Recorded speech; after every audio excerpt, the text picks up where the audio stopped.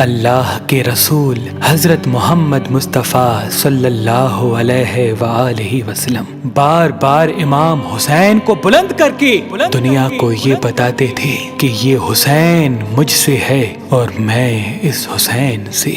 اے لوگو، اگر اس حسین پہ کوئی مشکل وقت آ جائے اور یہ تم سے مدد طلب کرے تو اس کا ساتھ دینا، کیونکہ یہ جنت کے جوانوں کا سردار ہے، میرا خون ہے، میری اولاد ہے۔ لیکن افسوس، ابھی رسول اللہ کی رحلت کو تھوڑا وقت ہی گزرا تھا کہ کربلا کے میدان میں ایک طرف 9 لاکھ کا مجمع تھا تو دوسری طرف وہ حسین جس کو اللہ کے رسول اپنے کندھوں پہ سوار کرتے تھے۔ امام حسین علیہ السلام اپنے نانا کی امت سے بار بار کہتے رہے کہ کیوں میرا رستہ روکا ہے؟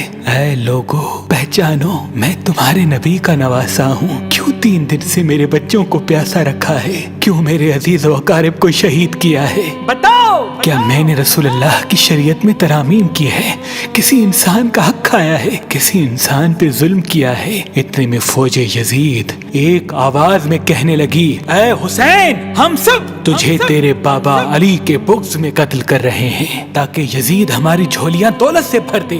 امام حسین نے فرمایا، اے لوگو، آج جس اسلام کا علم تمہارے ہاتھوں میں بلند ہے، یہ علم میرے بابا علی نے بلند کیا، مت بھولنا۔ خیبر و خندق میں اگر علی نہ ہوتے تو اسلام کی فتح ناممکن تھی۔ وہ علی جس نے پوری زندگی اسلام کی تبلیغ کی، حق کو بلند کیا، رسول اللہ کی حفاظت کی، آج اس علی کو یہ اجر دے رہے ہو۔ اے لوگو، بتاؤ، اللہ کے رسول نے بار بار میرے بابا علی کا ہاتھ بلند کر کے فرمایا تھا کہ جہاں حق ہوگا وہاں علی ہوگا، جہاں علی ہوگا وہاں حق ہوگا، اور آج اس علی اور اولاد رسول کو یہ اجر دے رہے ہو۔ اتنے میں یزید کی فوج کے سپہ سالاروں نے دیکھا کہ کہیں فوج میں بغاوت نہ ہو جائے۔ اے شمر، کیا دیکھ رہے ہو؟ حملہ کرو۔ بس لاکھوں کی فوج نے جب رسول اللہ کے نواسے پہ حملہ کیا، امام حسین علیہ السلام نے اللہ کا نام لیا اور ذوالفقار کو نیام سے نکالا۔ تاریخ گواہ ہے، ایک طرف لاکھوں کا مجمع اور ایک طرف 3 دن کا بھوکا پیاسا حسین ابن علی۔ زمین پہ اس طرح کی جنگ پہلے کبھی نہیں دیکھی تھی کہ ایک تنہا انسان لاکھوں کے مجمع کو اس طرح سے فنار کر رہا ہے کہ فوج اشکیا واپس پلٹ کے بھاگنے لگی۔ امام حسین فوج یزید سے مخاطب ہو کے فرماتے ہیں، آؤ، 3 دن کے بھوکے کی جنگ دیکھو، 3 دن کے پیاسے کی جنگ دیکھو، رسول کے اس نواسے کی جنگ دیکھو، اس کی جنگ دیکھو جس کا جوان بھائی مارا گیا، جس کے جوان بیٹے کو نظروں کے سامنے قتل کیا گیا، جس نے اپنے ہی ہاتھوں سے اپنے بچے کی قبر بنائی۔ امام حسین شیر کی طرح فوج یزید سے لڑ رہے ہیں۔ اتنے میں آواز غیب آتی ہے، حسین، تیرا اللہ تجھ سے راضی ہوا۔ بس اس صدا کا سننا تھا، امام حسین علیہ السلام نے اپنی ذوالفقار کو تھام لیا۔ اتنی میں عمر بن سعد کہتا ہے، شمر، کیا دیکھ رہے ہو؟ یہ علی کا شیر ہے، اس کو مات دینا ناممکن ہے، جاؤ خیموں کو آگ لگا دو۔ بس کچھ ظالموں نے بیبیوں کے خیموں کو آگ لگا دی اور کچھ امام حسین کو دور سے تیر مارنے لگے۔ امام حسین کبھی بیبیوں کے خیموں کی طرف بڑھتے ہیں، کبھی فوج کی طرف جاتے ہیں۔ عمر بن سعد اور شمر نے فوج کو 4 حصوں میں تقسیم کر دیا اور یہ کہا کہ کوئی بھی حسین کے قریب نہ جائے، جس کے پاس جو چیز ہے وہ دور سے حسین کو مارے۔ جس کے پاس نیزہ تھا اس نے نیزہ مارا، جس کے پاس تیر تھے وہ تیر مارتا رہا، جس کے پاس برچیاں تھی وہ برچیاں مارنے لگا۔ تاریخ نے لکھا جس کے پاس مارنے کے لیے کچھ نہ تھا وہ کربلا کی گرم زمین سے مٹی اٹھا کے امام حسین کی طرف پھینکتا رہا۔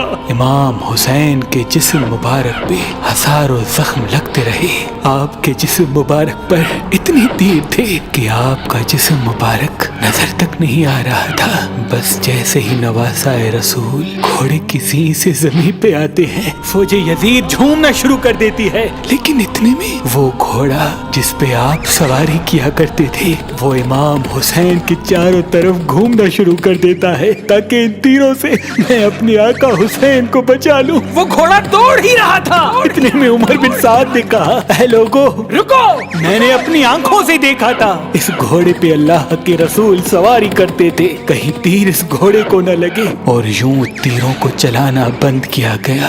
افسوس ہے ان لوگوں کو اس گھوڑے کا تو احترام معلوم تھا جس پہ رسول اللہ سواری کیا کرتے تھے، لیکن اس حسین کا احترام بھول چکے جن کو اپنے کندھوں پہ سوار کر کے امت کو دکھایا کرتے تھے۔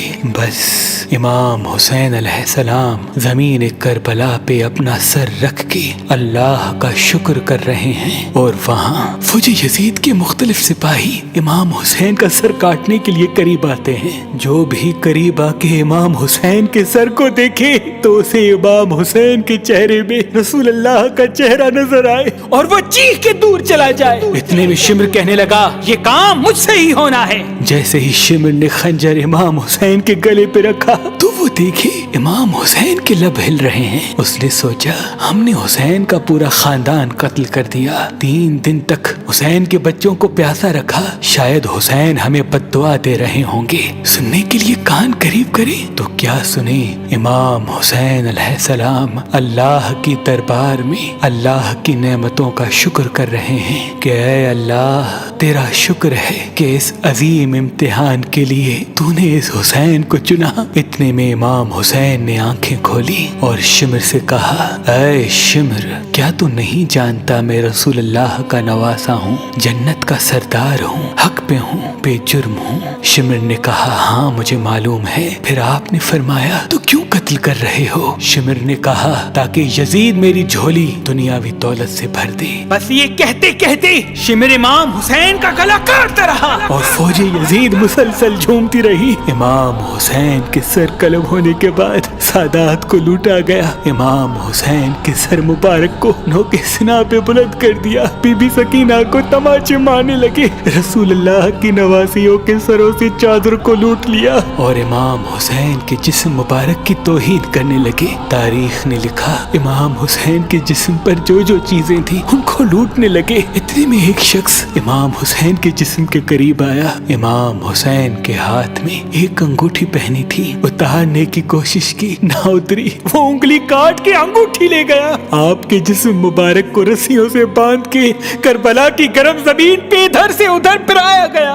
اتنے میں عمر بن سعد نے کہا اے شمر حسین اور اس کے ساتھیوں کی لاش کا وہ حشر کرتے ہیں کہ رہتی دنیا تک کوئی بھی یزید کے خلاف آواز نہ اٹھائے، سب کے جسم سے سروں کو کاٹ لو اور سب کی لاشوں کو پامال کر دو۔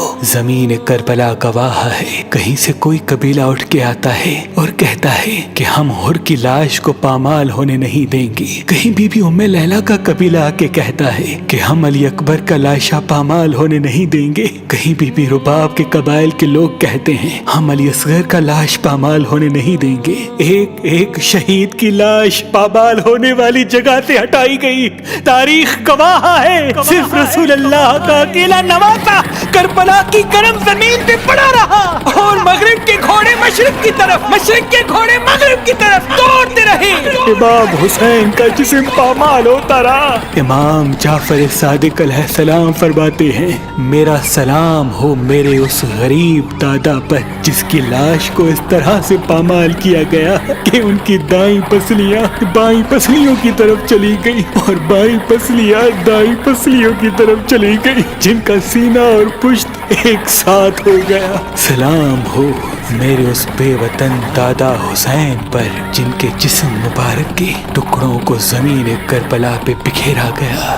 سلام ہو، سلام ہو، سلام ہو۔